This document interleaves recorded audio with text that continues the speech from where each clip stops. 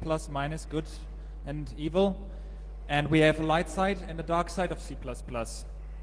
And well, I don't know, there are people who think that doesn't mean it's a better language.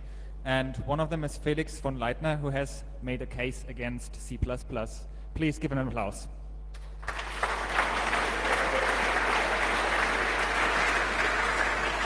Thank you. Okay, so I should start up with, my day job is auditing source code. So if I can, I audit source code. If I cannot, I audit binaries. And so I've seen C++ code from both points. And I'm trying to, so the main point I'm trying to make is that people usually focus on how easy it is to program in a language. And that shouldn't be the focus. The focus should be how easy it is to reuse code, to read other people's code, and to create good code in the first place. So I have 3 central complaints in this talk. The first one is that C++ creates new bug classes, but these are usually well known, so I move that to the back. C++ is hard to write and it's hard to read, and the last one is the big one.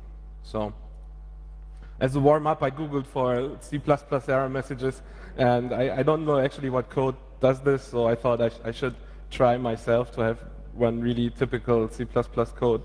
So this looks easy, and it should be easy. So the error is that I'm passing the wrong iterator type here. This is like a C++ 101 error. Should be really easy to fix once you see the error message, but the error message is not so easy. And that's the main problem. That's one of the main problems with C++. The language is so powerful that you can do lots of stuff with it, but you wouldn't do it directly in the language, but they implement the stuff in the language. And if you ever try to read STL code, you know what I'm talking about. So I'll get to that later. So I learned C++ a long time ago. There was no STL yet. And I learned it coming from C and having some exposure to what's now called Delphi. So I wanted to have object-oriented programming, and I wanted the inline functions, and I liked the idea of operator overloading and templates. So these are like the points I was opting for when I went to C++, and I wrote this commercial application back then in 1997. That was my biggest C++ project at that time.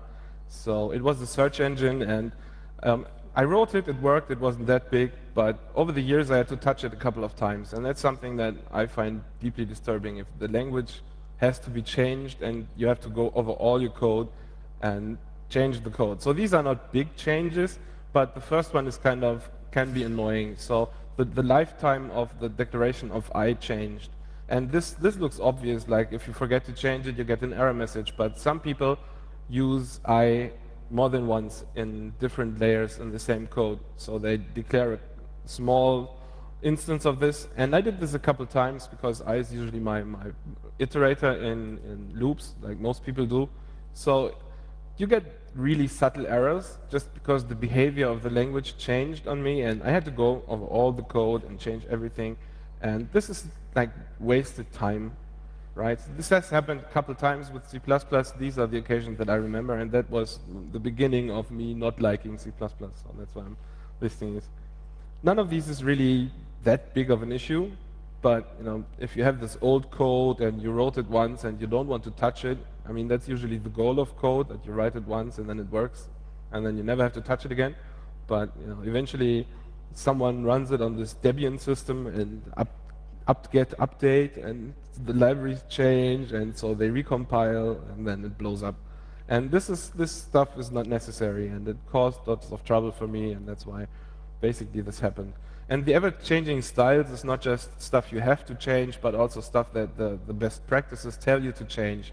So how many people in this audience know why these changes are recommended by some people these days? It's actually quite obvious if you do C++, but so if you have an iterator, or I is not actually an int, but it's some class, then this one is a copy constructor, and so it can create a temp copy of the variable and then assign it, which usually doesn't matter these days because the code that being generated is the same. But if you changed this code to use iterators at one point and not an int, then maybe there is no smaller than operator for the iterator. Maybe it's just an iterator that you can advance and you can see if it's the last one. So usually for iterators you do this check.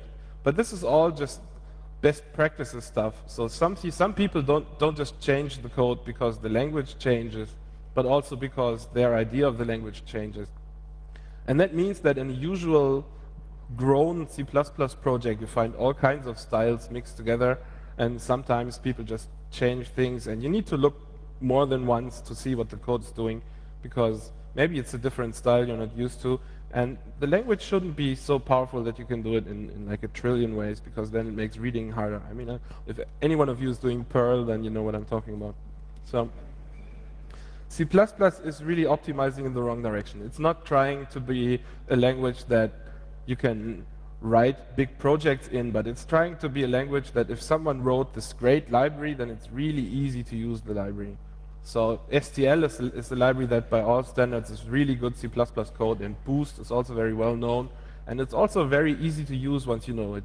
But if you try to write a library that's that easy to use, then that's a whole snake pit of problems, and I'm trying to pinpoint a few of them. But one of the things I'm trying to say today is that even if you're a perfect C++ programmer, there's still problems for people who want to read the code.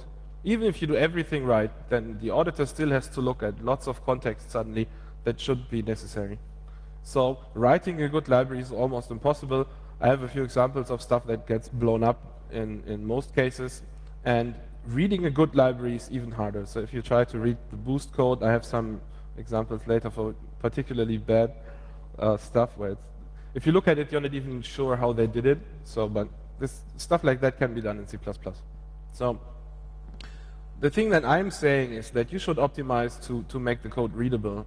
So that the easier it is to read the code, the easier it is to modify the code. And most people think I write this now and I never have to look at it again, but that's not how it happens. Even if it's not you, which is like even more often the case, particularly in the open source world, when you write some code and some other guy wants to port it somewhere maybe, or just wants to compile with a different compiler version, or maybe the language changed, so he has to read the code to understand what the code does, and that's really much more difficult in C++ than it has to be. Usually code is written only once, and I'm not meaning that of course you throw away code and rewrite stuff, but if you look at every letter in the C++ program, then it was written once, but it is being read all the time by lots of people. So you should really try to write code that's easy to read and not easy to write. If you have to choose. If you don't have to choose, do both, obviously, right? So when I looked at how C++ works, I saw that it's hard to parse, and not just for humans. So a human looks at this and sees the hooray and says, well, this should not compile, right? But if you look closer, then you see this is a template instantiation, and it declares this operator returns a pointer to this type T. But what this code tries to do is dereferences and want the reference. So the compiler sees this and goes here, and okay, it's no reference, so it reapplies this operator, and it's still no reference. It's one more pointer on top of it. So this is basically an easy endless loop, and because it's you wouldn't believe it if you have never seen it. I put it in this code, and you see this is actually not even the compiler, this is just the parser that's hanging. And you can watch it consume ever more memory, trying to go through this hierarchy of types. And you know, if the compiler can't read the code, then how can you expect people to read the code, right?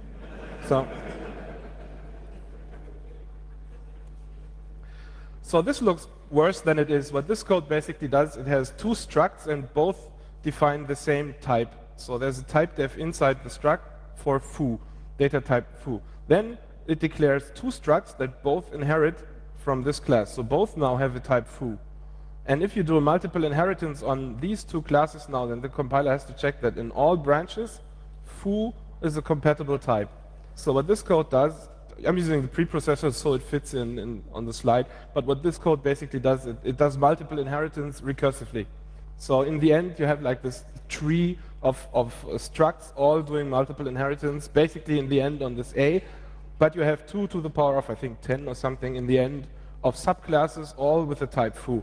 And if you used to put this in G++, then it consumes like a gig of memory. And the algorithm to do this type checking was n to the power of 4. And it took like an hour to run on a decent machine. And so they fixed it in G++, but the Intel compiler, for example, still just hangs and consumes CPU. And you could just, I aborted after 90 minutes on this Core 2 Duo notebook. So this is not just academic. This is, I mean, this code is small enough that you could understand it if you spend some time on it, right? And this is even in C++, the parser becomes more and more big in the context it needs to consider. So this is maybe hard to swallow, but you can cut and paste it. I'll publish the slides later. So actually, I think I have it. Yeah. Okay, so let's just let it run and we can come back later. So one of the things in C++ is that even if you try to use everything right, the compiler still needs more context than it used to be. In C, you have Elixir that just parses this double quotes and says this is a double quotes token, for example. And then you have a parser that builds a parse tree, and then you have the next step that works on the parse tree. But in C++, the part that builds the parse tree has to know about types and has to build the symbol table. So it's all moved together in one part. And we saw already in the other example how you can create loops in this. But even there are some subtle inconsistencies that people just, you may call it warts in the language. But you see, if you see this, and it's perfectly obvious to me at least that if you don't give it a string, then it should still do the same basic thing, right? But it doesn't. It declares a local function. And this is a newbie error. There's a C++ FAQ, and it lists lots of things like these. So if you have like a couple days time, you should look at the FAQ. It's really enlightening. So in other examples are that when the code looks the same, but in some other place you changed something, then suddenly the meaning of the code changes. So in C and C++, you have certain guarantees on where the compiler is allowed to rearrange the order in which stuff is executed, or if it's even executed at all. For example, for this Boolean AND operator, the standard says that if A is not true, then you don't have to check this, right? Because the combined can never be true. So this is also true in C++, except if someone overloads the operator, then both sides are evaluated. And so if you have a statement that uses this, then you used to be able to just say, okay, so the second part is probably not executed, or maybe, but in C++ you have to look if there's an operator overloading here. So even if the code looks the same, it does something different suddenly. And even, I have this example which I find pretty neat about how the parse tree changes depending on context you didn't need earlier on. So this, if foo is a type, then this is a typecast, and this is the unary plus operator, which doesn't do anything, and so this is calculated and then cast to foo, right? Actually, the A is cast to foo, and the multiplication is on the foo. But maybe foo is not a type, then that's how most people read it anyway. Then it's a plus of foo and this product, right? So the statement looks the same, but suddenly, using context you didn't need earlier, suddenly the meaning changes. And even the parse tree changes. So if you learn compiler design or compiler writing on the university, then this didn't occur in the textbooks, because in most languages this type of construct doesn't exist.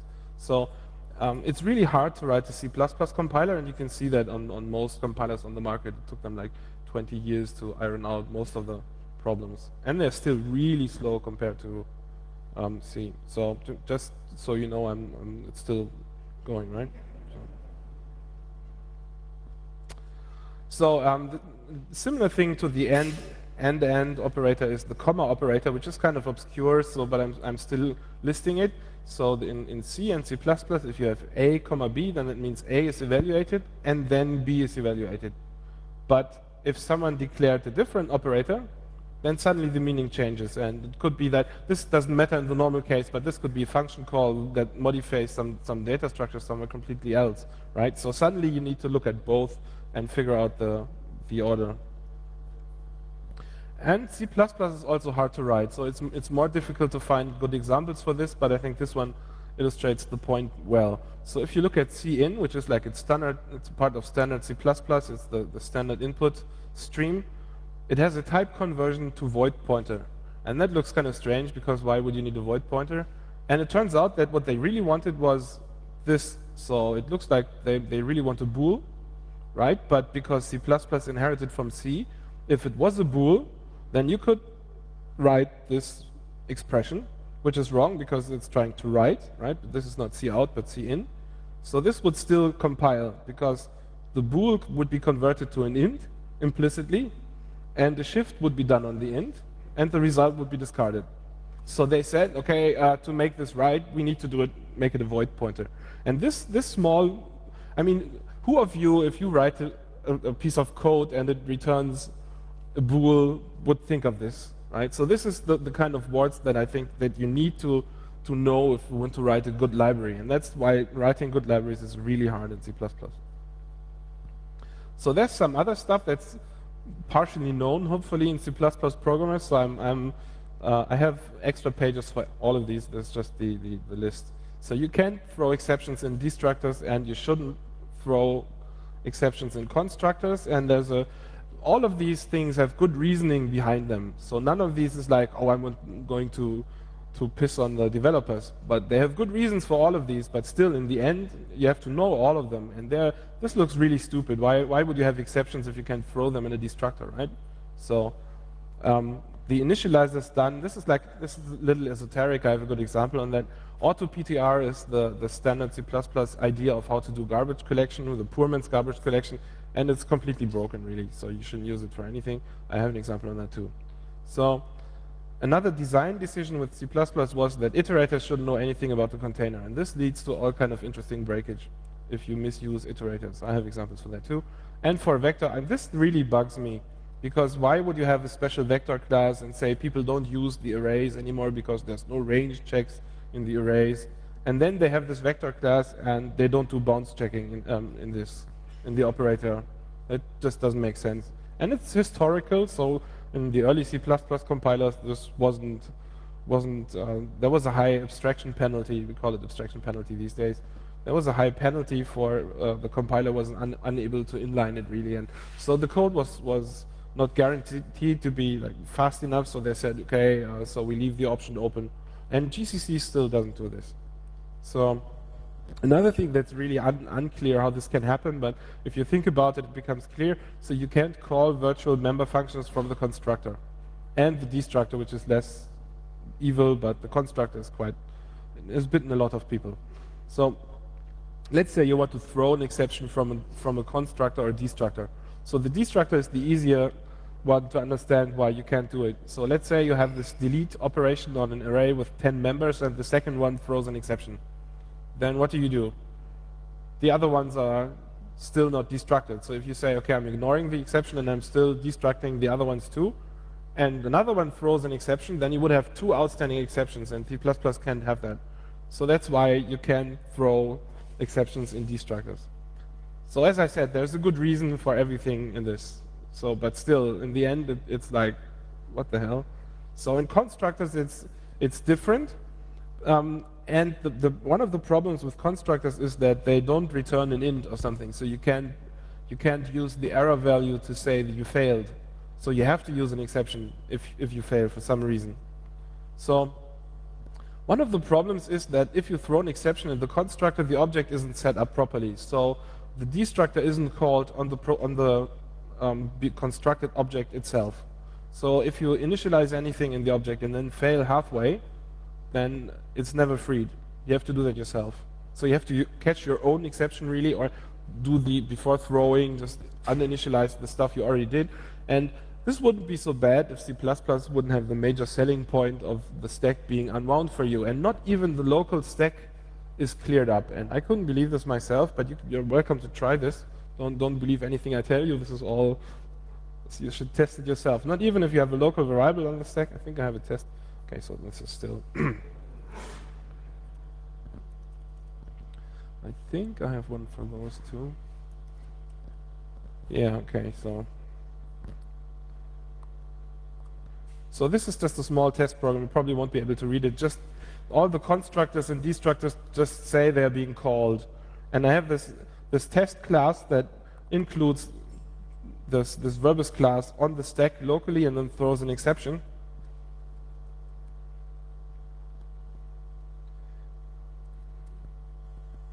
And you can see that the constructor is called twice, but it's never destructed. So neither the object that I'm trying to construct is destructed, but also the stack isn't cleared up properly.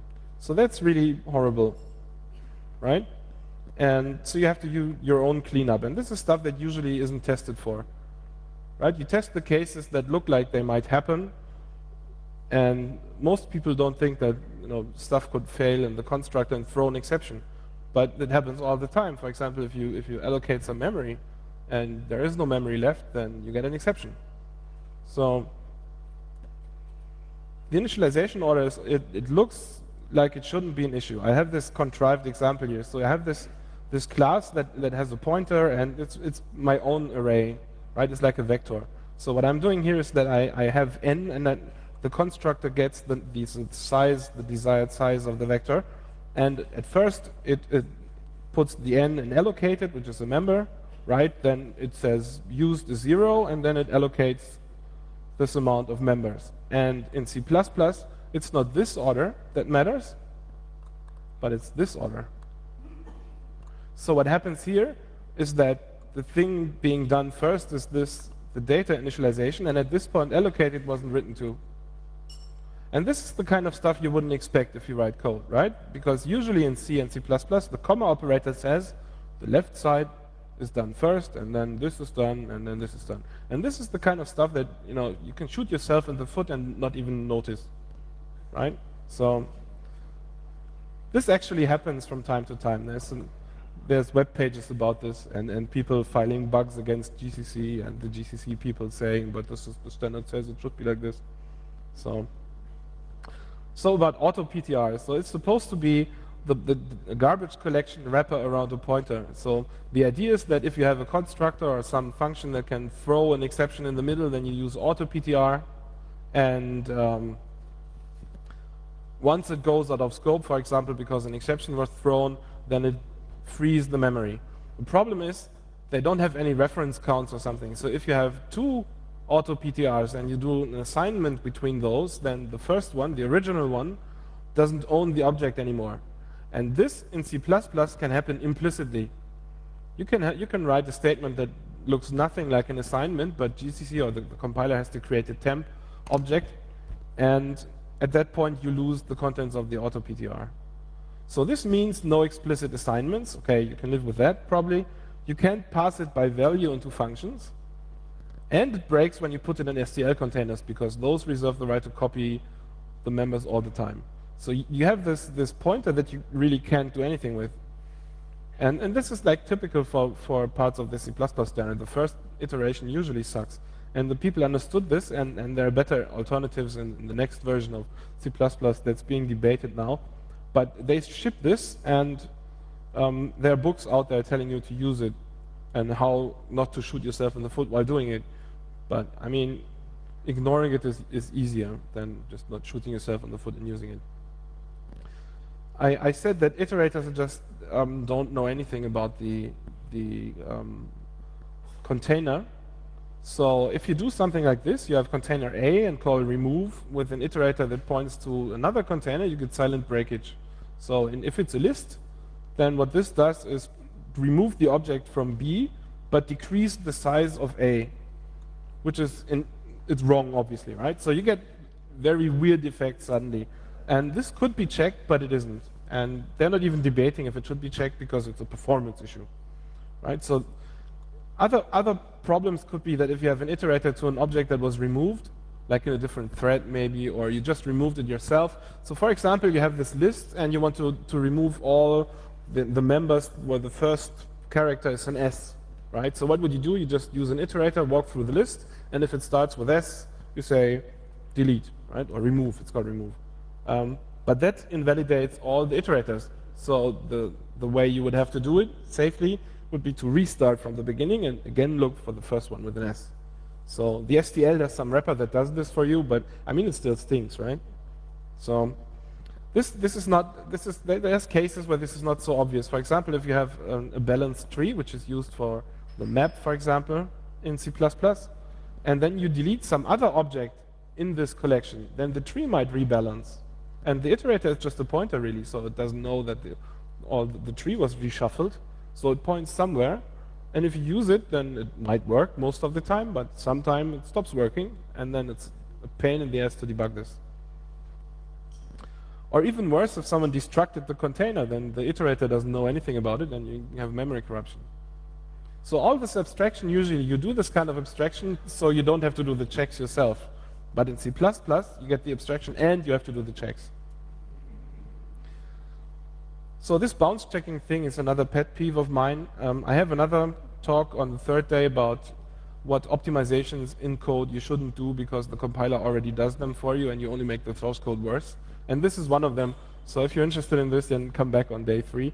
But in C++, I find there's really no excuse why they wouldn't say that this operator also does bounce checking. It just doesn't make any sense. So calling virtual function in the con and destructor is really horrible because the C++ standard says after the destructor, after the constructor is done, only after all the code in the body is executed, only then is the vtable updated so the object is officially of the class that's being constructed. And the rationale for this is that until you have initialized everything, it isn't really the new class. So if you call some virtual member function in the constructor, then the vtable still points to the vtable of the class that you inherited from. Right? So if you have a virtual function, for example, if it's an abstract base class, which is a well-known concept in object-oriented programming, and you call the function that you in the class that inherits and provides a real implementation for it, then the program terminates because you called in a pure virtual function. And that's kind of surprising if the first time it happens to you. So all this stuff. I have this list of statements, and so the basic idea for the talk was to have this really small statement and then find ways how it could behave unexpectedly. And so this one didn't really fit in the others, so I have a special slide for it. But it illustrates the kind of problem you have as a code auditor. So I have this type, I have some type A equals B, and then I change some member in A.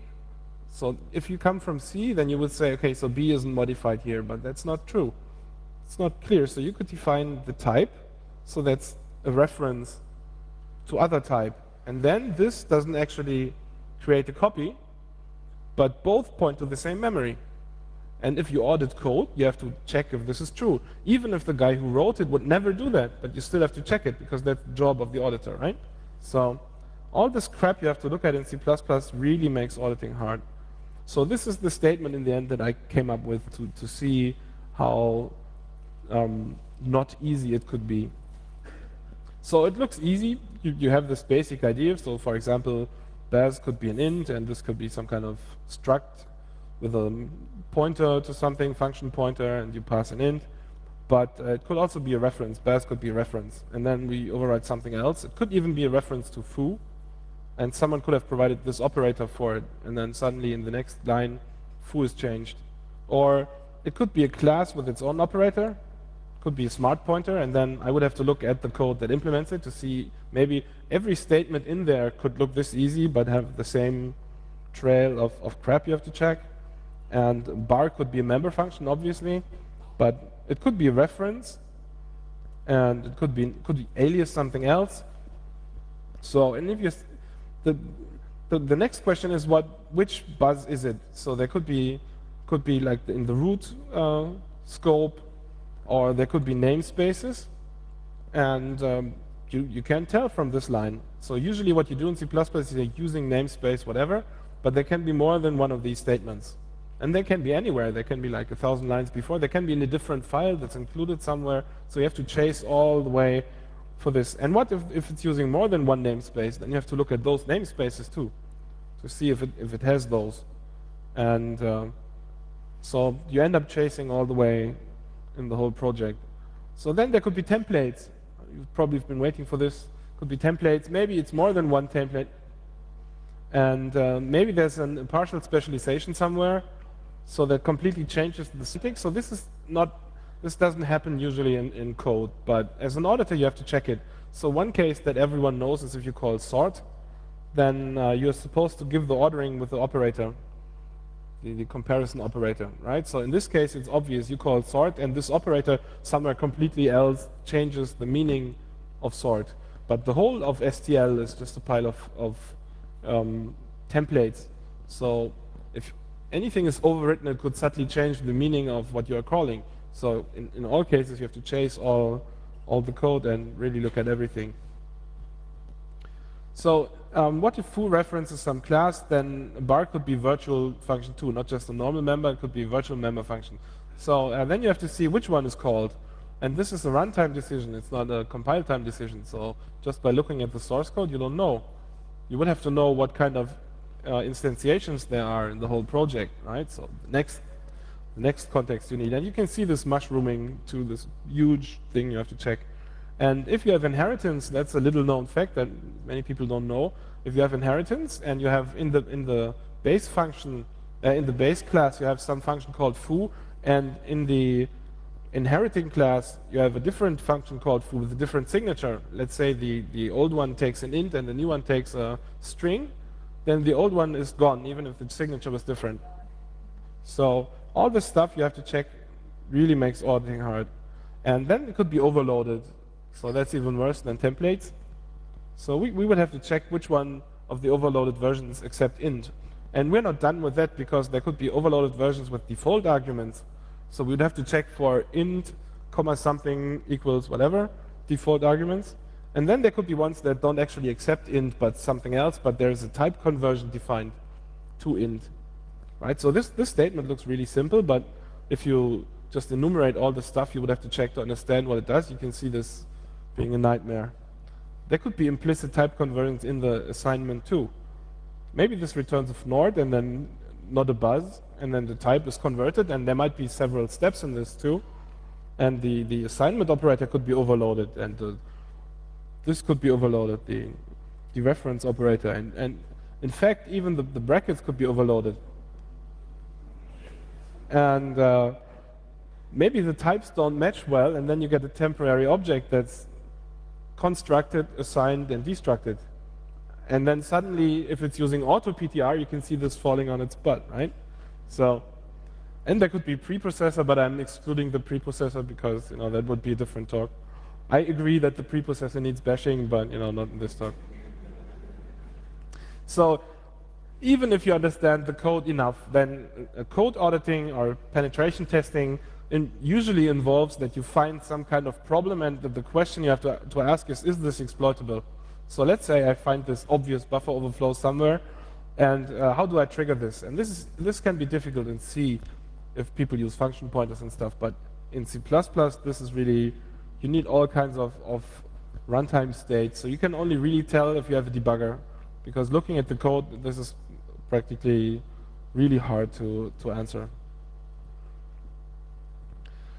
So I've mentioned reference a couple times. References really make auditing bad, and this other example kind of puts it on the point. So let's say I have some code that calls some function and passes one integer, and this integer is used as an argument to some memory allocation down the line. And I want to know if this is an integer overflow or not, right? So then I go from the allocation up in the code and see where the int is assigned or changed.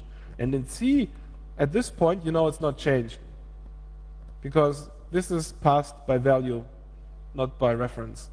If you want to pass it by reference, you would have to pass a pointer, and then there would be an ampersand.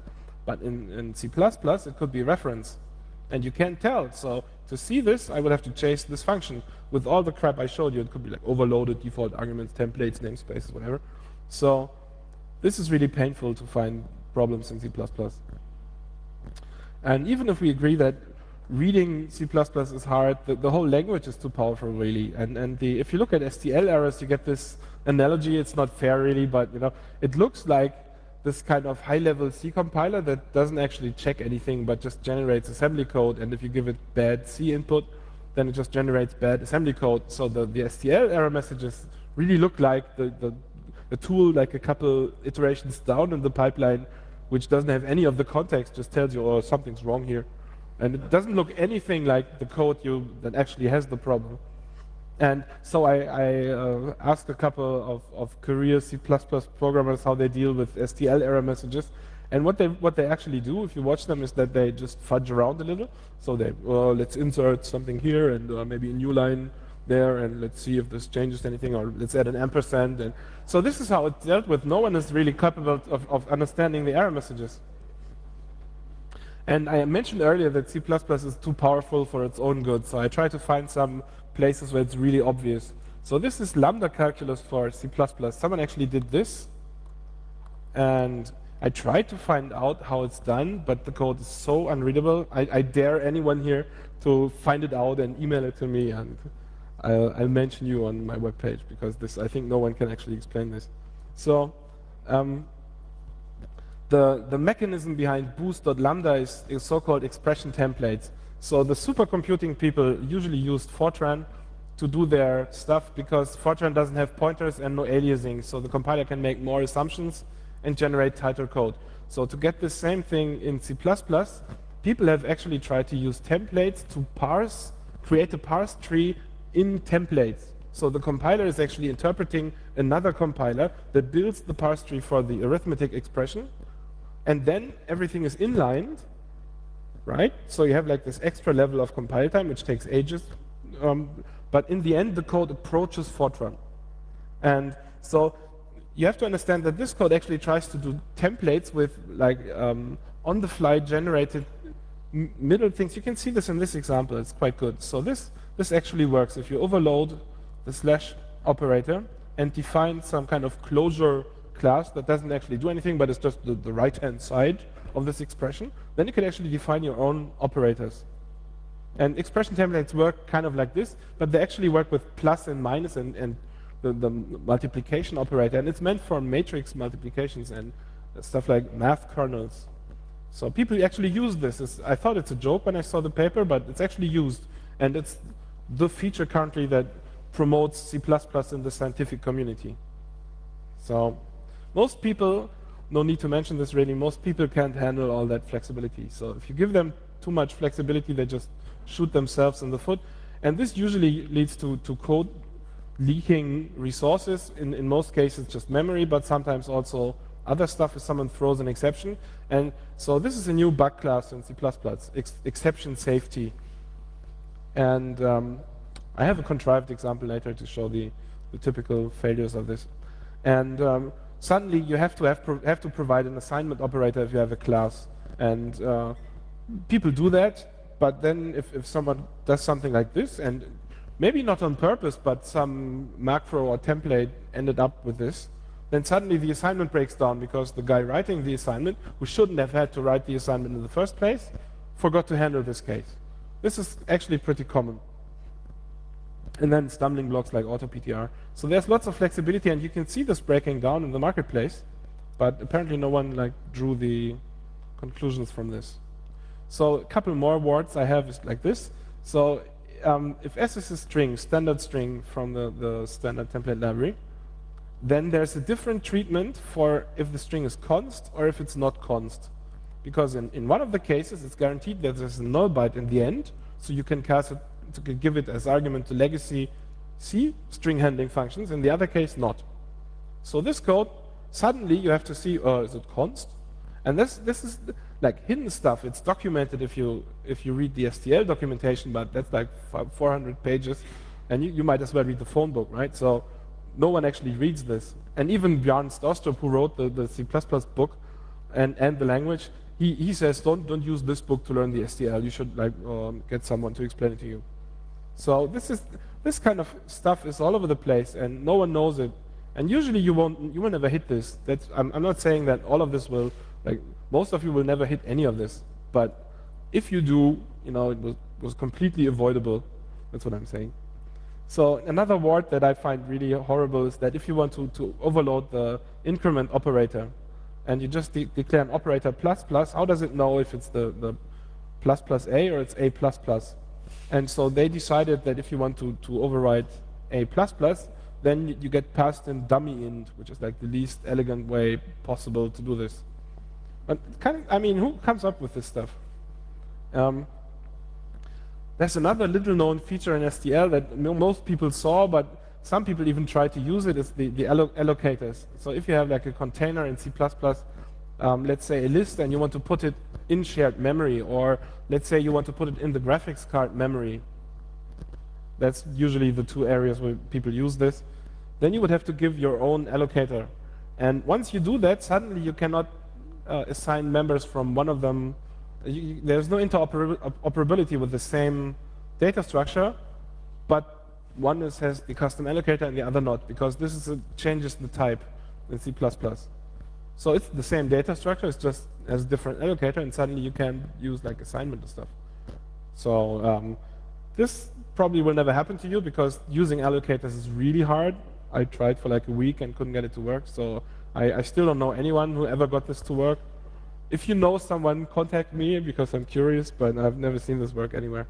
So another one is like this: if you have a map and you use the operator to access a member that isn't there, then it's just edit. So this is not really bad, but it's kind of if you don't expect it. So you could also throw an exception, for example, right? But most people coming from Perl or something, they just do this and want to know, does this exist? But once you write it down, it exists because it's created especially for this. So there's lots of small stuff that's in itself not that bad, but the whole mess combined is quite horrible. One thing that always strikes beginners as really a big joke on C++ is that you have templates and you use more than one template in the same statement. Then you have more than one closing bracket, but you can't write them without a space in the middle, because otherwise it would be the shift operator. And this is actually so hilarious that the C standard people are changing this for the next version. So, and this means that even the Lexer part of the compiler is now integrated in the rest of the mess, and it's now no separate component anymore. Just because this, the Java people used to make fun of this, and so it had to be changed. So when you disassemble some piece of code and it was written in C++, you can usually see right away, because there's lots of wrapper functions that don't do anything. They just call something else. And this is bad, because usually when you disassemble something with like IDA or something, then you get all these functions and you start to assign names to it. And usually you see, oh, it's copying something, so let's call it copy. But if you get like the fifth function that just calls some other function, you're like, ah. So you would think the compiler is able to not generate code for this kind of function, but it turns out to be not true. So the linker is supposed to remove unreferenced code, and this is supposed to happen by just looking at the symbols that are exported. But in C++, you have a virtual function table with a virtual function that's never called, because the base class is never instantiated. But during the construction, I told you, the vtable points to the base class, even if it's not actually using the base class. And the vtable of the base class references all the virtual functions, even if they're never called, right? So this pulls all the crap in your code, even if you never call it. And this is how these C++ programs become so huge. And, well, another big thing, that's not only true for C++, but for most other languages too. If someone gives you a library, you have no way of telling, short of looking at the code, to find out what kind of exceptions it's throwing. So you call something and you want to know, can this throw an exception on me? Then it cannot be answered. And you have to look at the code. And if you bought the code and you just have the binary code, then good luck disassembling. There's several new bug classes. So some people say this is the worst thing about C++. But I think, okay, this is bad, but people is okay, I can work around this. I think the other points are more important, because you cannot work around them. Even if the perfect guy wrote the code, you still have to consider all the stuff. But these are important nonetheless, so I'm at least going to mention them. So I mentioned exception safety. Then there's a subtle difference between these two delete operators. And this can lead to code execution, which is really like the worst thing that can happen to you. Then there's an integer overflow in the operator new that's in the compiler, it's not in the library. I have an example for that. And then there's local static initialization, which is that's a race condition. It's covered by a talk Lisa gives, I think in 2 days, so you should go there. Probably really nice talk. I'm going to be there at least. So there are many horrible words in C++ that open up new problems that shouldn't be there, like expired iterators. I had that before, and pointer arithmetic on base classes. So this is also quite funny. I'll show you. Oh, by the way, it's still running, right? So So this is about exception safety. So the thing that throws an exception here is this statement, right? But you see it opening a file before, and then it acquires some global mutex. And if this throws an exception, then this code is never executed. So the mutex is still locked, and the file is still open. And if you have a long-running server process, that means this can lead to a deadlock, and this just, if you like call system or like execute some other program, then this file is still open in the context of the other code, which can be really bad if you like set UID or something. So this is a security problem. It's not just bad, this is a security problem. And this happens mostly in wrapper code in C++. If you wrap code from other languages, mostly C. And if you look at typical C++ programs, that's like what most of the libraries do. It's just wrappers around some other stuff, right? So this is a problem. It may not look like it hurts you, but it does.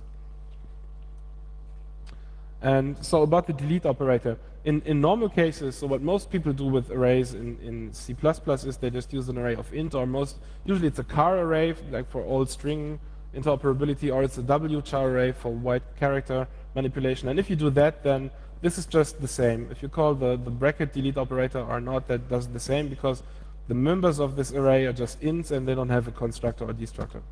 So in the typical case, which is probably the only one you will ever see, this is no problem. But if this is some kind of class you defined, then suddenly this delete also calls all the destructors for the elements in here. So how does it know how many elements are in there? It's a question, you know, until someone asks the question, you probably, oh, right. So how this is done, and the font is probably a little small, so I wrote the C code equivalent here. So what it basically does is that the pointer you get is not actually the pointer it allocated, but it's plus size of an int. And there's an int in the first 4 bytes, or like how big the int is on the platform, that says how many elements the array contains. So if you pass this to the wrong delete operator, then it tries to free an address that doesn't come from malloc, but it's inside the block.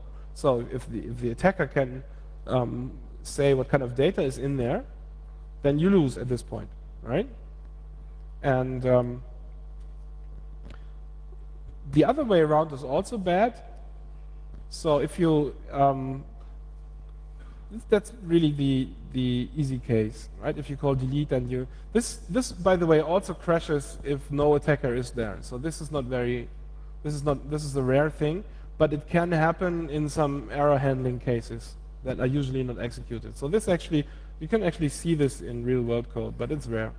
And the other way around, if you call the array delete operator and it's not actually, you should have called the non-array delete operator, then it will read an int from before the array and try to call some destructors. And if the class has virtual members, then it will go to the vtable, and that could point somewhere, and it calls some pointer somewhere. So you lose too.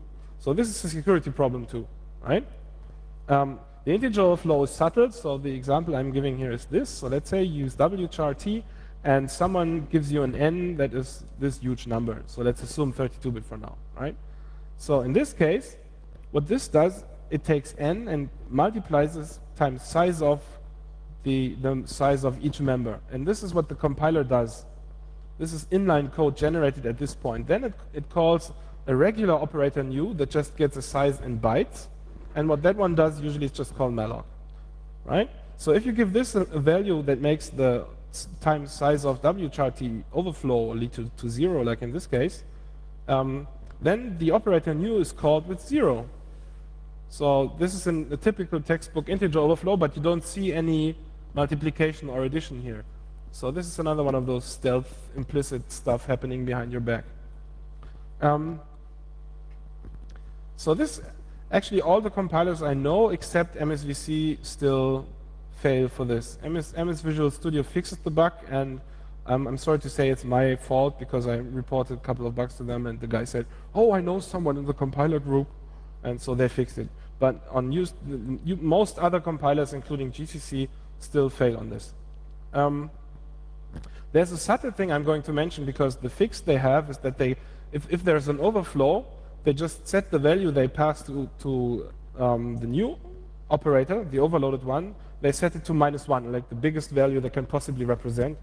And so if your operator new is overloaded and adds like 10 for the small header in the beginning, then suddenly this is really bad, right? even if you circumvent the check, really. So this is the stuff. You should really see Lisa's talk if you're interested in this, but I give you the basic idea. So if you have this function and you have a static member and it's not just an int, but it's something that has a constructor, then this constructor should be called the first time this function is called. Right? So what if you have two threads both calling the function at the same time? And you can see how the compiler does this. They have this guard variable that's red, and if it's 0, then we haven't done it yet. So this is not thread safe, the code the compiler generates. This is actually GCC 3. GCC 4 fixed this. But you can see the subtle problems arising from the standard being too powerful. So I promised this, but it's also quite easy. So you have this, you have a class bar, it's a base class, and you have a class that's inheriting from bar and has more members.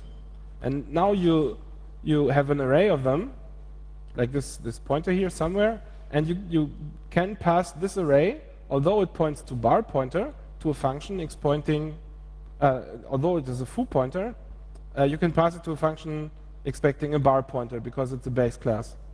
So this will happen, but if the function does more than use the first element, then this is done by adding the size of one struct bar and not one struct of the actual size of an array.